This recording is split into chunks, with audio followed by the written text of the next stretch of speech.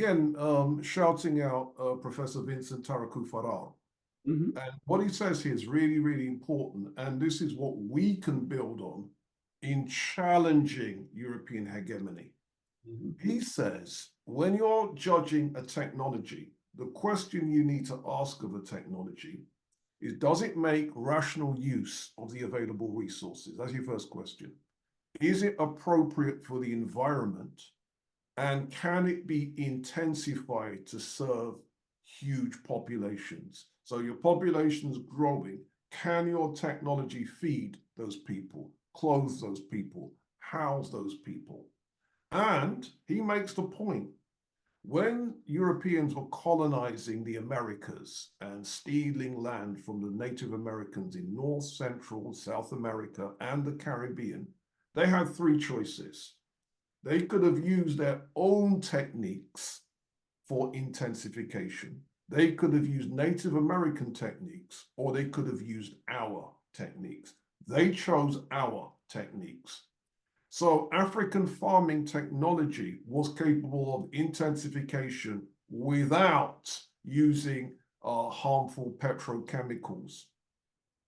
They were capable in the metallurgical techniques were capable of intensification. So in other words, the idea that we're going to give Europeans the Industrial Revolution, I'm challenging that. I'm challenging that because without our technologies, intensification, certainly North America, Central America, and South America, couldn't have been done without our technologies. You've got to remember, we were the metallurgists. Mhm. We were the mechanics. We were the miners. We were in all the other areas of cattle and that type of thing. We were the boat builders. So these are the kinds of things that would not have existed in the Western Hemisphere. And remember, Europeans had three choices. They could have used their own technology, Native American technology, and ours. And what we were able to do was to incorporate the best of Native American technology with ours and be able to use that technology and intensify it so that we could feed, clothe, and house huge populations. So the idea that the Industrial Revolution was just Europeans, I think we've got to challenge that. Greetings. My name is Robin Walker. I'm also known as the Black History Man. I'm perhaps best known for my 2006 book, When We Ruled. Based on this book, I'm launching a new online history course aimed at you, the adults. You could be a parent, you could be a teacher, a mechanic, cleaner, professionals, care workers, security guards, taxi drivers, kitchen workers, entrepreneurs, tech heads, lawyers, all of you. We want people from all over the world to be empowered by our content. We want you to gain mastery over your history and heritage. And you can do this by subscribing to our course. Click on the link to get this powerful, life-changing material. Not only challenging it, but we have to look at the Industrial Revolution from the perspective that what it has done is that it's revolutionized, shall we say, the way of looking at society, meaning that society is not, the individual human being is not central to society. It's the system, the monetary system and the economic system that is more important than the individual human being. So that you have a technology that can do something better than something else. Then you promote that technology. It doesn't matter what the side effects are, so long as it's making money. And you can see that, for example, in the pharmaceutical industry, and maybe in the vaccine at the present time. I don't want to go too deeply into that, but let's just look at the pharmaceutical industry. I mean, how many medications do they come out with? This is the latest thing. It's going to cure everything from cancer to arthritis. okay, and in 6 months they have a recall, and then another 6 months, another new world-saving drug is going to come out, and so on and so forth. It goes out there, and it makes billions of dollars, and then the side effects are coming in, and they pay out billions of dollars in lawsuits, but they still make billions, and this cycle continues over and over and over again. And again, you can see that across the board. If you look at the whole agricultural system, they destroy the topsoil, and then when the crops are growing, then they come in with chemical fertilizer, and then when they do the mass production, then it leads to all sorts of insects, etc., etc. Then they come out with herbicides and fungicides and so on and so forth. So constantly, there are these inventions, and they tell you, okay, this is going to cure the problem. But all it does is create another problem, over time. And we've seen that with agriculture. And then now they create, seeds, genetically modified, seeds that are resistant to certain pests or to certain climates or to certain whatever. And of course, the intellectual property belongs to Monsanto.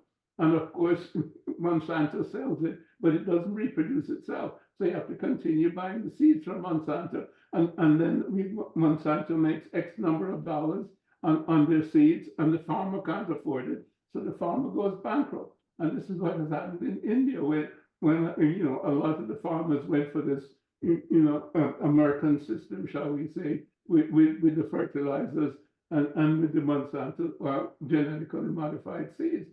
It's totally artificial.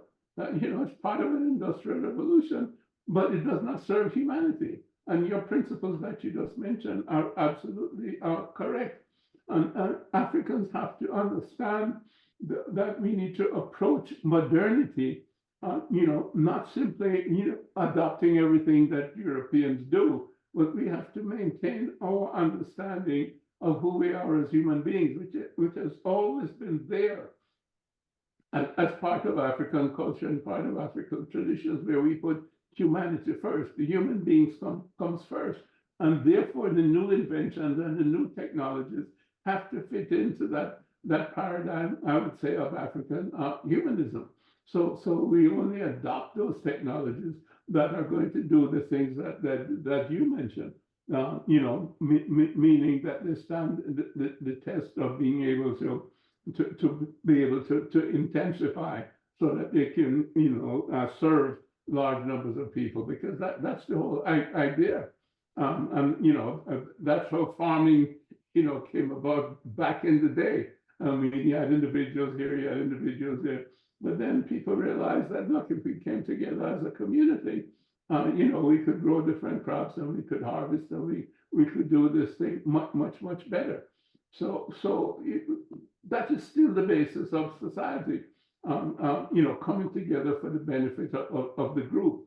And, I guess we can call it communalism, if you will, but that's intrinsic to Africa, as opposed to individualism. And we need to understand that. And I'm thankful. And maybe you should repeat those parameters again, because I found that very instructive. Okay, again, these aren't my ideas. This was the legendary Professor Vincent Taraku Farrar. And his point is, you've got to ask yourself 4 questions. The first one is, does the technique make a rational use of the available resources? The second question, he says, is it appropriate for the environment? The third criteria is, can it be intensified to serve huge populations, meaning feed huge populations, clothe huge populations, house huge populations? And then he says the fourth one, whose technological processes did Europeans use in the Americas? And given a choice, they had 3 choices. They could have used ours, they could have used Native Americans, or they could have used their own. Did you know that enslaved Africans that ran away, that became maroons, they were able to create such agricultural surpluses that when people like Captain Stedman came across the maroon areas and everyone was well fed, it was a common thing for Maroons to refer to Europeans as scarecrows. Why? Because they were not well fed. They were trying to use their European techniques of agriculture in the Americas. They were able to get very, very low crop yields. And that low yields meant essentially people had very, very lean diets. Hence, Maroons would call Europeans scarecrows.